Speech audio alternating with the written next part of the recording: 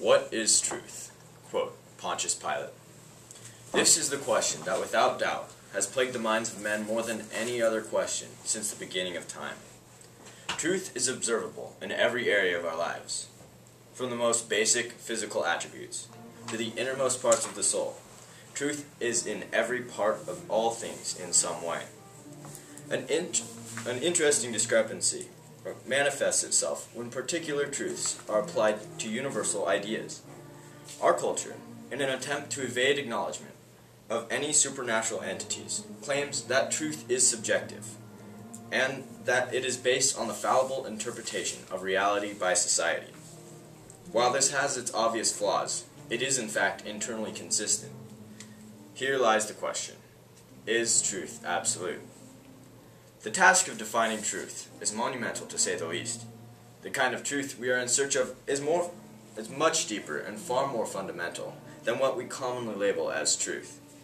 That is not to say that they are not related. They are, in fact, similar.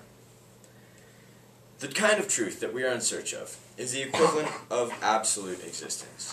This definition may at first not seem all that contradictory to what we already think of as truth. The difference lies in the definition of existence we are referring to. Our culture automatically assumes that the physical world we see is the archetype of existence. However, we as Christians know that this is not the case. And even though we know this, it is often the habit of Christians to somehow rationalize God's existence to a sort of parallel existence to that of our own. We compartmentalize God and His existence and His omnipotence to a spiritual realm that exists every bit as much as us. However, this is not the case. God is the embodiment of existence. In Exodus 3:14, Moses asks God what he should tell the Egyptians his name is, and he replies, "I am that I am." Then Jesus says in John 8:28, "Most assuredly I say to you, before Abraham was, I am." In both these passages, God refers to himself, or defines himself, using the present tense being verb. God, in his own words, effectively labels himself as I exist. John 1:3 says, through him all things were made. Without him nothing was made that was made. In him was life, and that life was the light of all mankind. Colossians 1:16-17 says, "For by him all things were created, that are in heaven and are on earth, visible and invisible, whether thrones or dominions or principalities or powers. All things were created through him and for him. He is before all things, and in him all things consist. God is complete in and of himself, and our existence is entirely dependent on his. God is absolute. Our culture tries to circumvent this unavoidable conclusion by compartmentalizing different ways of thinking. An example of this is seen in mathematics. There are certain mathematical principles that are accepted by most, but cannot be proven.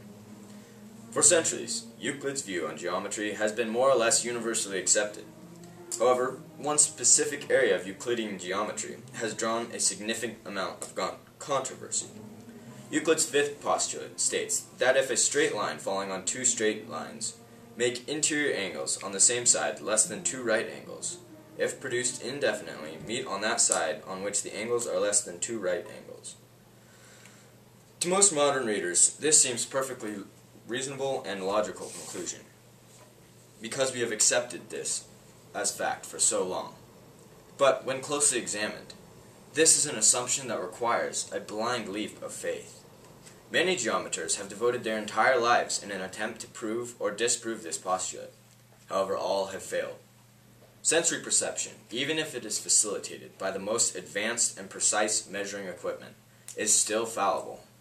A mathematical system is deemed correct or incorrect on the basis of self-consistency. In stating that parallel lines, interior angles always add up to 90 degrees, Euclid's geometry works flawlessly because it is internally consistent.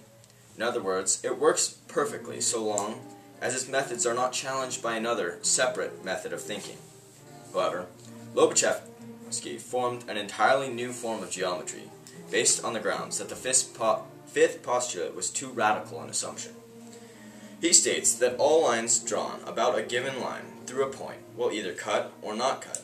He calls these lines cutting and non-cutting lines respectively. He agrees with Euclid that there is a line that divides cutting lines from non-cutting lines, and that this line is perpendicular to the baseline. He agrees with Euclid that there is a line that if the angle between this line and the line perpendicular to the base line is decreased by even the smallest amount, the lines will eventually intersect. However, Lobachevsky disagrees that this line always forms a 90-degree angle, and even though this invokes a disturbing feeling within us, it is in fact internally consistent, and therefore correct by the standards of modern philosophy. If a mathematical system is to be internally consistent, then it must work in the same way always, and it must never contradict itself. Euclidean geometry is considered to be internally consistent, and therefore correct. However, a mathematical system that is internally consistent is not necessarily true. For a mathematical system to be true, it must accurately portray reality. However, no one system we can comprehend can fully explain reality. Any system will have its flaws. Even Euclidean geometry is flawed in that blind faith, sensory perception, is a core postulate in its innermost workings. Rather than disregard the system entirely, the limitations of the system must be discovered and accounted for. For example, Euclidean and Lobachevsky's geometries seem to contradict each other. Euclidean geometry assumes improvable but necessary postulates in order to apply his concepts to the real world. Lobachevsky, on the other hand, rejects these assumptions and thereby attempts to disprove Euclidean geometry. But, in reality, Lobachevsky has not disproven, but merely uncovered the limitations of Euclidean geometry. A skeptic to Lobachevsky's claims might say that he has proven nothing with his impossible hypothetical proofs. However, the same inconsistencies in Euclidean geometry can be demonstrated by much more concrete examples. Both geometers accept that there is a line that divides parallel from non-parallel lines, and that this line, if this line is decreased by even the smallest amount, they will eventually intersect. Euclid merely asserts that this line always occurs at the line drawn perpendicular to the base, and forms two right angles. It is universally accepted that 1/3 equals 0.3 repeating, 2/3 equals 0.6 repeating, and 3/3 equals 0.9 repeating also equals 1. Therefore, if we decrease one of the angles by an infinitely small amount, this angle will now equal 90 degrees times 0.9 repeating. Both Euclid and Lobachevsky are by both Euclid's and Lobachevsky's reasoning. This line should intersect. However, we claim it will not. It is difficult to understand this concept because we are dealing with infinite numbers, which we can never really observe in real life. While both systems are internally consistent and therefore correct by today's standards, they can only function separately from each other. In this way, society divides and compartmentalizes not only mathematical principles, but all ways of thinking, in order to deem correct and therefore true, whatever they please. However, it must be remembered that what society deems as correct is not stipulated as truth. Truth cannot be compartmentalized. Plato had an interesting and radically new way of describing the way things are true.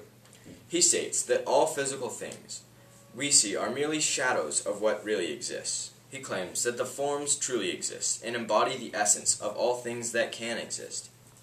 He continues that there is a form for all things we call a table, all things we call good, and for all other physical things. In addition, he states that no one physical thing can fully manifest its form. He explains his ideas of the forms through his cave illustration, in which all men live out their lives deep within a cave, chained so that they cannot move. They are forced to watch, observe, and classify shadows cast on the opposite wall. But then, if one of them is released and taken up to the real world, he would at first be blinded and hate the light. But as he grew accustomed to it, he would be able to see all things as they really are. Aristotle, on the other hand, claims that any forms that might exist are nothing more than the categorization of physical attributes. He claims that Plato's lofty views of forms' nearly supernatural existence are incorrect, and that forms may be discovered through scientific observation of attributes. Aristotle's view of scientific categorization of the forms should sound very familiar, as our culture is very adept to thinking in this similar fashion. It seems to me that Plato has stumbled upon the truth. His ideas of the forms, explain the relation between the physical world and God himself. If we could pick up where Plato left off and simply call the forms what they are, i.e. God himself, we are left with some very enlightening conclusions. We can see that God is absolute, and that he exists on an infinitely grander scale than we can comprehend. Anything we perceive to exist only exists in a lesser plane of reality than the one that God defines. Our culture is very inclined to think much in the way that Aristotle explains reality. This method of perceiving reality allows for truth to be subjective.